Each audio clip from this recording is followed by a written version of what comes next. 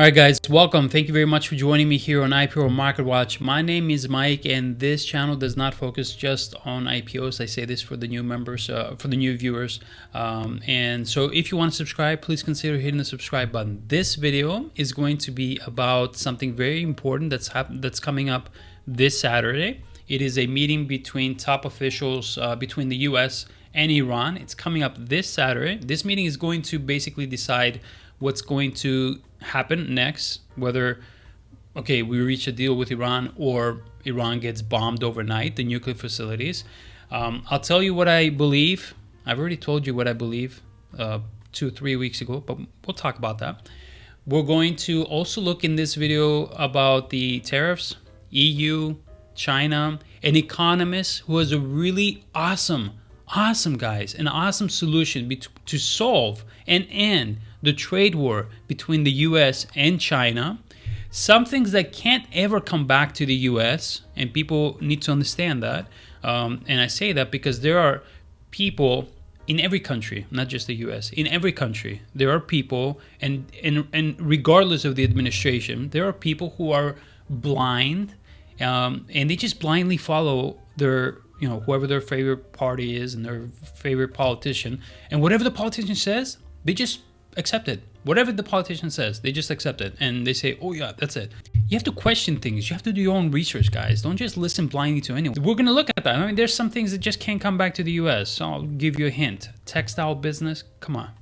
I'll show you a video and you'll understand what I mean. And also towards the end of the video, I have another economist who is going to explain in great detail. Now, this economist is actually pro the way Trump thinks about what he would like to do for the United States. He's actually pro, all right, I get it. Yeah, make America great again. Who doesn't want to make their country great again? Some of the approaches that this administration has taken in regards to the formula, for example, that they used to come up with the tariffs, the economist believes is wrong, and that it should be in a different way. And I'll show you. I actually agree with this economist, and I'm maybe I'm wrong, and if you can prove me wrong, fine, because I'm open-minded and I like to do research. My friend Ali over in San Francisco, I am still using this. Love it. Thank you very much. Yeah, so Ali, thank you very much for that. So oil extends losses as tariff whipsaws.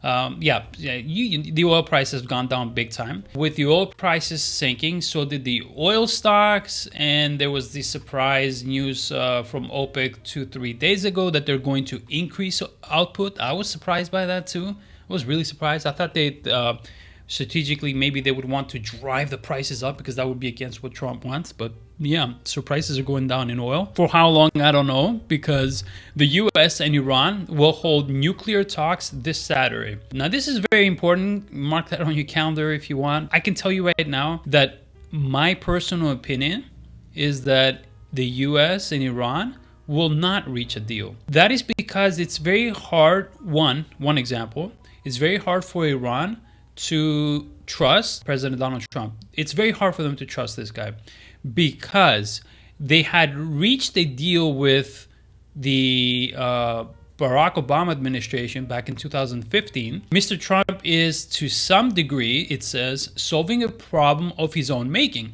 because in 2015, the nuclear accord between Iran and the United States with Obama back then being the president, that accord resulted in Iran shipping out of the country 97% of its enriched uranium. It seemed like, finally we can end this thing and solve it. But then in 2018, President Donald Trump came into office and says, I don't agree with the deal that was reached. I'm going to just cancel it. The point is that Iran isn't willing to give up its nuclear capabilities at all. They're not at all. I mean, this is something that they've stated a million times again and again. How could you go on a negotiate what? They already shipped out 97% of their enriched uranium in the last deal that they made, and you canceled it. So obviously nothing's going to happen. That's my opinion. There will be nothing. It would be a pointless meeting that's going to occur on Saturday. And if that's true and it's pointless, then obviously what's going to occur is what Trump said, that he's going to bomb them. So I expect that. I expect an overnight bombing on nuclear facilities of Iran. I don't know when, but I expect that. And that's the sad part. That's sad. I mean, like, the last thing you need is that. Occidental Petroleum, I'm still bullish on that. I've said it a million times, and I'm not changing my mind at all. Why would I change my mind? Like, someone asked me, why are you still bullish on Occidental Petroleum? Because this is a company that has a really good balance sheet. Don't give me the last quarter telling me that it was the last quarter. The last earnings were not bad. I don't know why people keep saying that. What name me something that was bad other than the EPS, which there was plenty of reasons why, and that wasn't, like, you don't look at one quarter. Look at the past 7 years. The balance sheet of this company is just getting better and better and better and stronger. They have the backing of an amazing institutional investor in Warren Buffett, Berkshire Hathaway, almost like 27% of the company shares. And the balance sheet is getting better. The company is getting better. And if Iran is hit, then you can expect Occidental Petroleum to revisit 60, because Occidental Petroleum has been at the $60 level many times in the past. Occidental Petroleum falling now has to do with the market conditions, Trump tariff, trade wars, and all that. OPEC increasing their output, and also the exercise of warrants, something that I guess not many people are talking about, don't know about, but that's it. So it's just a matter of time, for me, personally speaking, that Occidental Petroleum hits 60 yet again, for how many times it has done that. So it is a really great company. It's a great investment, in my personal opinion. Are we in a recession, by the way? I said it 2 weeks ago that we are in a recession. 2 weeks ago I said it, right? Yesterday, BlackRock CEO said the following. Headed for a recession? Are we in a recession? Most CEOs I talk to would say we are probably in a recession right now. Right now. So there you have it. I mean, I believe we are. I'm happy to see that. Let's just get it over with. Let's just, get into this recession. And so far, it's not really that bad. Not bad. I mean, the market, is down like 20%, I think, NASDAQ, but it is an opportunity. People might not understand what I'm saying. Some people, if your mind is focused only on the negative side of things, you won't understand it. But it is an opportunity, and there will be a time, guaranteed, when the markets will recover. Guaranteed. They can't, they don't stay red forever. And people are going to look back and say, wow, that was a really good time. Wish I had money. Wish I had bought that. Wish I got that. Right now I would have made so much money, right? Is today speaking, the low of the markets? No, I don't think it is. I personally believe it is. US President Donald Trump has confirmed he has no plans to suspend global tariffs, despite another day of turbulence in global stock markets. By the way, look at this. This is the US tariffs to be the highest in more than a century under President Donald Trump's Liberation Day policy, right? So here is Liberation Day. We have an average, let's say, an average estimate of 24% tariffs. Although if you're China, you just got smacked with another 50%, so you're like 83% or something like that. This is high. The last time that it was this high, I mean, this is 1933 right here. Look at this, 1933, and it was 19%. It was in 1933, the tariff peaked to 19.4%. We have right now 24% on average, which we can go back to like the 1800s to reach that. I mean, we're way over 100 years. Going back to what I said in the beginning of my YouTube video, I said that some jobs cannot come back to the US, right? And that's for people who are saying, we're going to bring back everything from China and, and make it in the US. You can't bring back textile.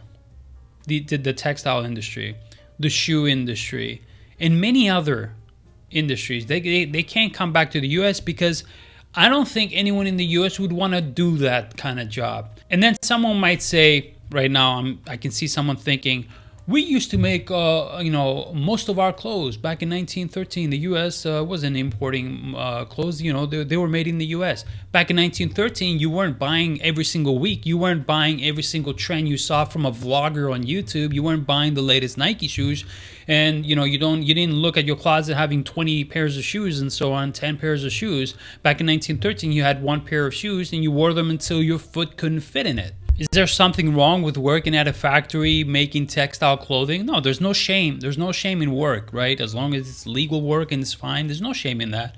But can you honestly tell me that in the US or in Europe, I live over here, and Europeans don't want this kind of jobs. Europeans don't want these jobs.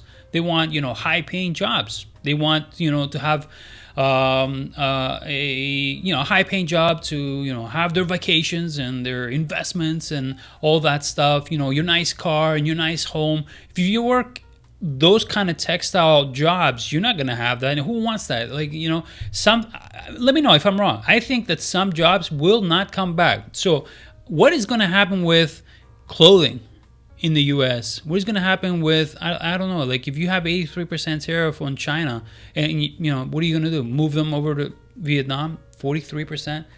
Isn't that going to be more? So shouldn't there be something, in my opinion, and not just based on the clothing thing, but there's more. There's at least 1,000 different jobs that are like that textile where people work long hours and it's low pay, right? But the U.S. needs these products, right? So should there be some type of middle ground that both countries, U.S. and China, can reach and solve this?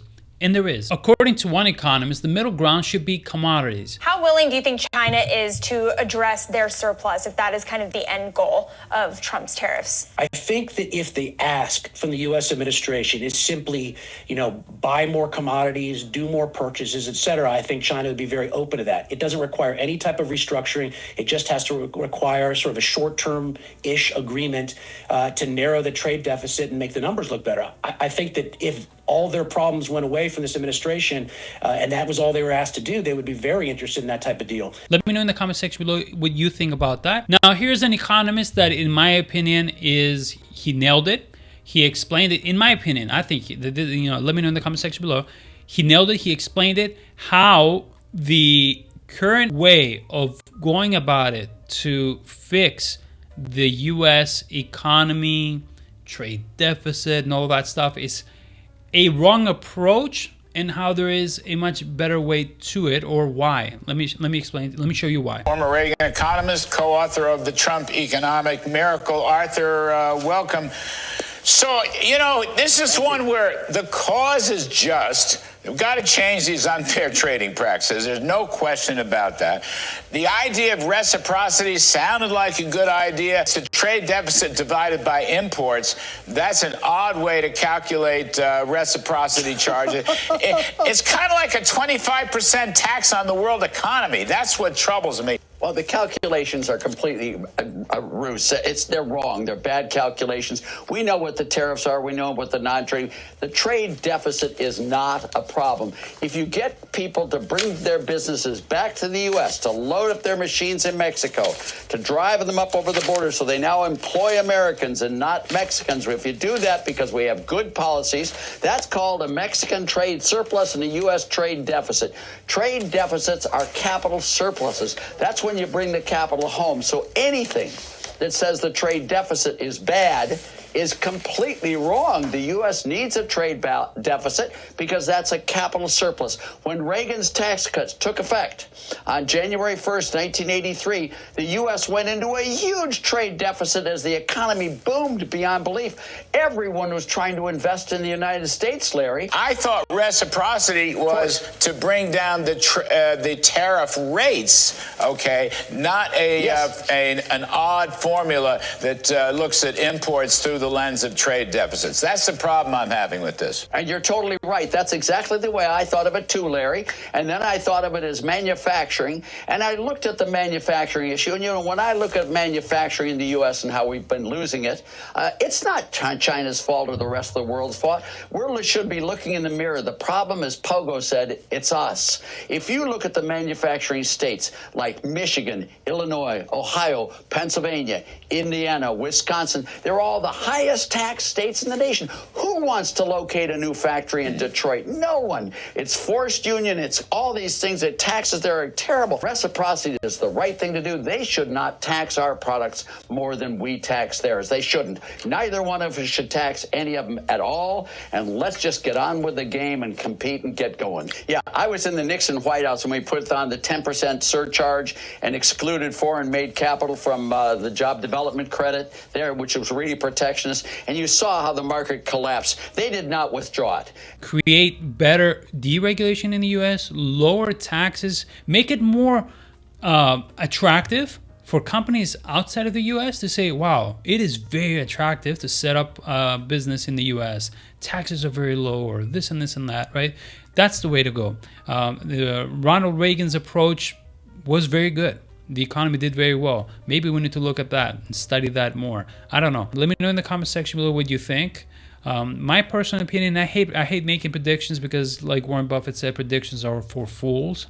But I'm hoping, so I'm not going to make a prediction, but I'm hoping that by the time September of this year comes, we have, a successful implementation of deregulation, successful implementation of some type of form of tax cuts, and that brings the markets up, and also at the same time, get the tariffs solved as soon as possible, lower trade tariff barriers. Other nations need to drop their tariffs too. Let's just make an equal business. I drop mine, you drop yours, and let the consumer decide at the end what product they want to buy. Let me know in the comment section below what you think. I wish you all the best and take care.